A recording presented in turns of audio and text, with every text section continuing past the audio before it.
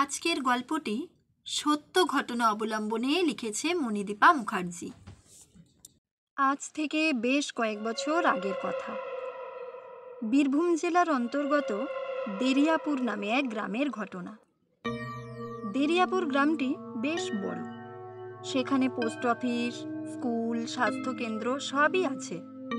চাষবাস হলো এখানকার মানুষের জীবিকা। ব্রাহ্মণ থেকে শুরু করে সব জাতির লোকই এই গ্রামে বাস করে। এদের মধ্যে ক্ষত্রিয় বংশের লোকেরা টাকা পয়সা, জমি সম্পত্তি সব দিক দিয়ে সবচেয়ে বেশি বিত্তশালী ছিল। এই ক্ষত্রিয় বংশের একজন হলেন হাবু সিং। ছোটরা তাকে হাবু কাকা বলে ডাকত। দেখতেও যেমন আর্যদের মতো, সাহসও ছিল একজন বড় যোদ্ধার মতো। দেরিয়াপুর গ্রামের পাশের গ্রাম শ্যামলডিহি। গ্রামটির চারপাশ জুড়ে আছে সবুজ বনানী ও ধান জমি, তাই নাম শ্যামলডিহি। গ্রামটির পাশ দিয়ে বয়ে গেছে ময়ূরাক্ষী নদী। গ্রামের মধ্যে ঢোকার সময় গাটা বেশ ছমছম করে ওঠে। কাদা জামের গাছ আর বাঁশঝাড়ে চারিদিক অন্ধকার হয়ে থাকে, তার সাথে ঝিঝি পোকার ডাক তো আছেই।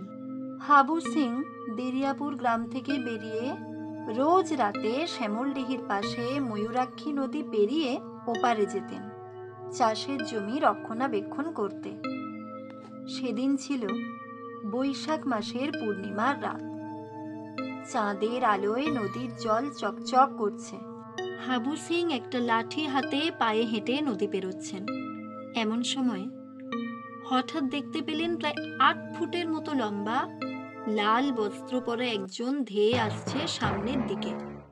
তাকে দেখে বিদ্যুতের ঝলকানির মতো আলো বয়ে যায় হাবু সিং এর শরীরের ভিতর দিয়ে।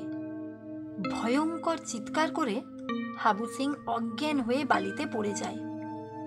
তার চিৎকার শুনে বাঁধের ওপর থেকে কয়েকজন ছেলে ছুটে আসে ও দেখে বালির ওপরে বিভৎস বড় বড় পায়ের ছাপ।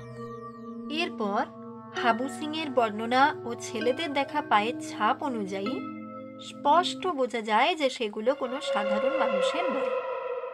গ্রামের লোকেরা খুব ভয় পেয়ে যায় এবং নদীর ধারে একটি বেলগাছের নিচে ব্রহ্মদৈত্যের বেদি তৈরি করে পুজো শুরু করে, কারণ তারা এটাই মনে করে সেদিনের সেই লাল বস্ত্র পরা সাধারণ মানুষের থেকে আলাদা উনি আর কেউ নন, স্বয়ং ব্রহ্মদৈত্যী নিজেই।